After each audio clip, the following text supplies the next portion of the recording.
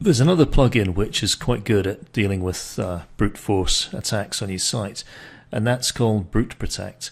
Now, it's not one that I'm actually using on most of my sites. I've tried it out on a couple of sites and it did seem quite nice. It does have a few problems with it, but the reason I'm mentioning this is that Bruteprotect has just been acquired by Automatic, the people behind WordPress, and it's going to be included as part of Jetpack once they've finished integrating it. So if you're a Jetpack user, you should be getting the protection offered by Bruteprotect as part of Jetpack in the very near future. Let's just have a look at some of the details.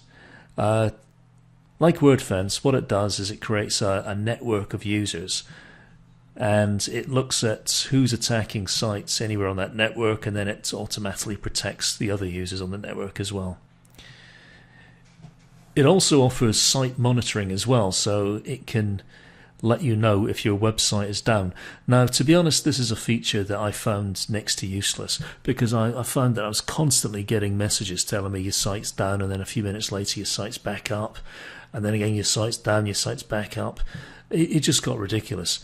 And you might think, well, you know, is it your hosting? Well, I checked every single time I got one of these emails. I'd go to my site to have a look, and the site was absolutely fine. Here's an example. What they do is they send you an email to say, your website was down, and this is what we saw when we visited. And if your website was genuinely down, you would expect to see some sort of error message. But here's an example. So, Bruteprotect, we've noticed WP4All.net is down. Don't panic, this happens to the best of us. Here's a screenshot of what we saw when we tried to load your site. Well, that is my website, so it's clearly not down. So that's an example of the sort of problems it seems to have. It tells you, you know, there's a few causes. None of these things were relevant at all.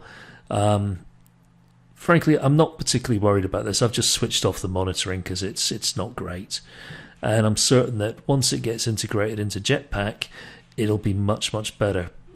Jetpack's already got its own monitoring, so they may just drop this particular part of Bruteprotect.